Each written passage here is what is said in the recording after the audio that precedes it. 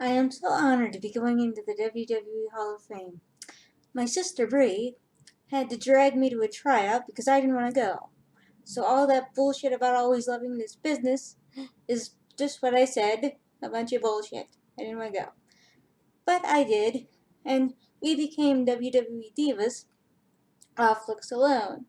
And Brie and I got by on the minimal of talent. We had no talent, but we somehow made it in WWE anyway.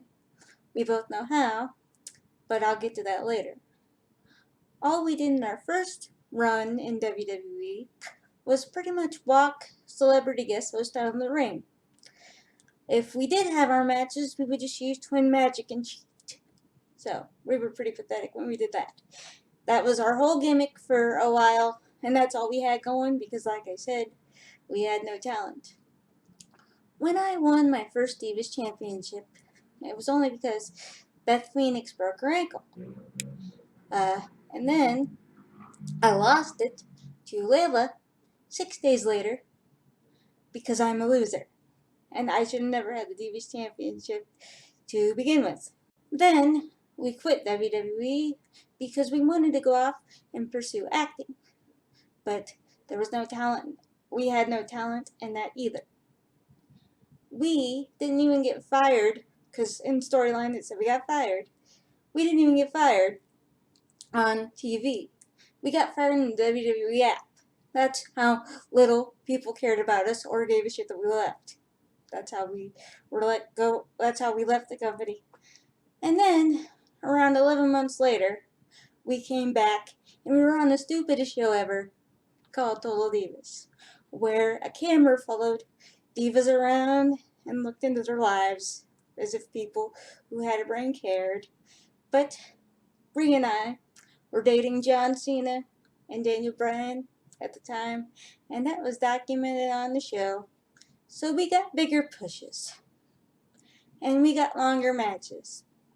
And then the biggest accomplishment of my career happened when I won the Divas Championship for a second time.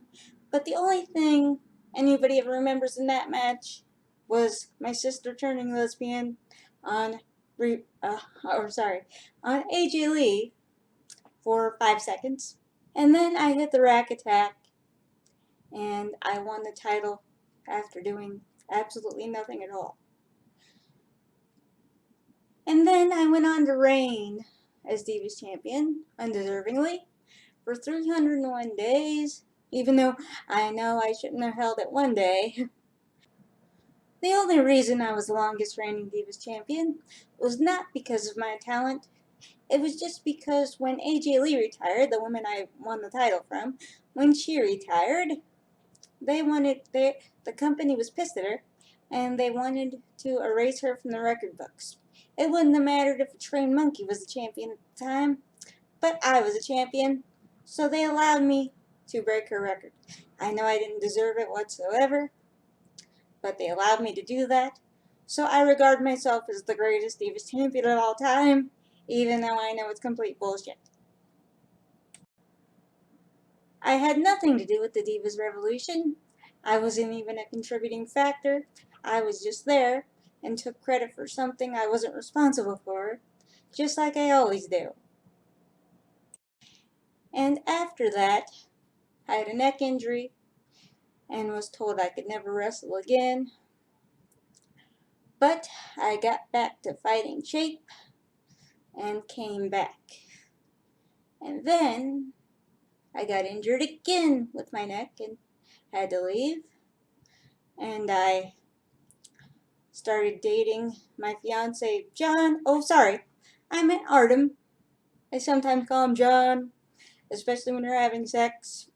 I still have John Cena, but let's get off of that. And then I had a baby boy that John Cena should have been the father of. Oh, I'm sorry.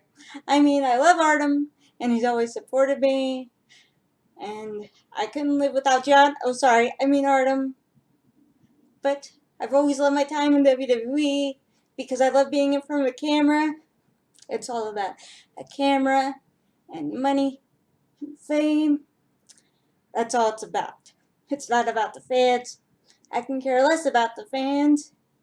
They think I do. I have them fooled into thinking I do, but I don't. All I care about is me and money and fame. So, you people that supported me over the years are all stupid. And you can all kiss my ass. Because it's all about me. It always has been. And I am so glad I'm in the Hall of Fame now because I can rub people's faces in it that I made it by on the least of talent you can have. Thank you very much.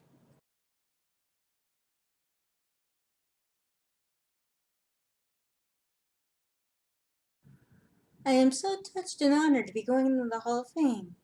Truth be told, without Nikki, I wouldn't even be here.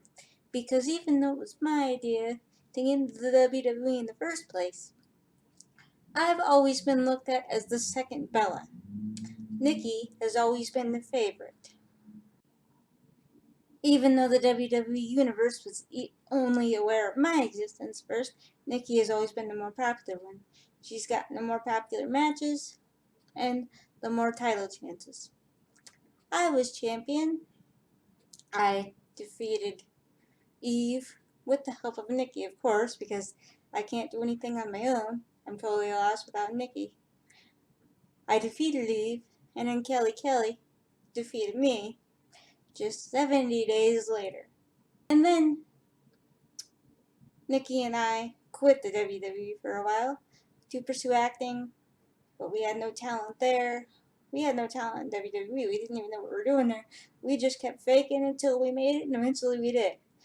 But anyway, after we came back 11 months later, and after that, I pretty much stayed in Nikki's shadow for the rest of my career, as I watched her become the longest reigning Divas champion, as she made me out to look like a total joke.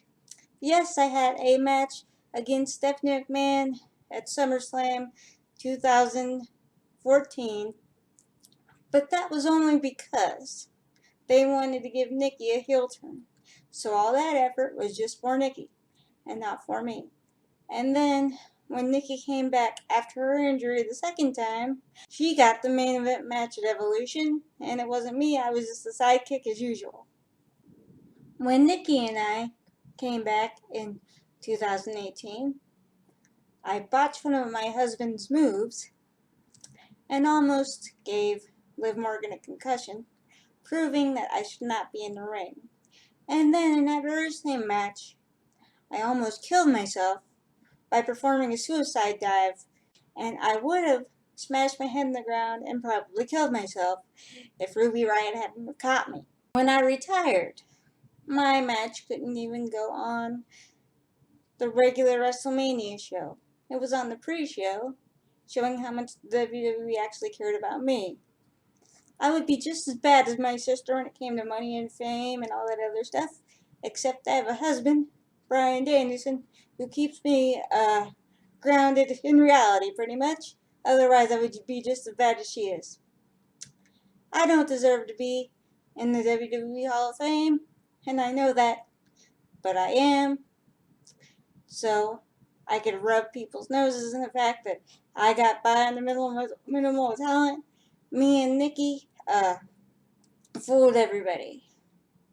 So thank you very much for letting me have a spot in the Hall of Fame that could have gone to somebody more talented than me. I've always cherished this for taking up a spot that could have so deservingly went to somebody else.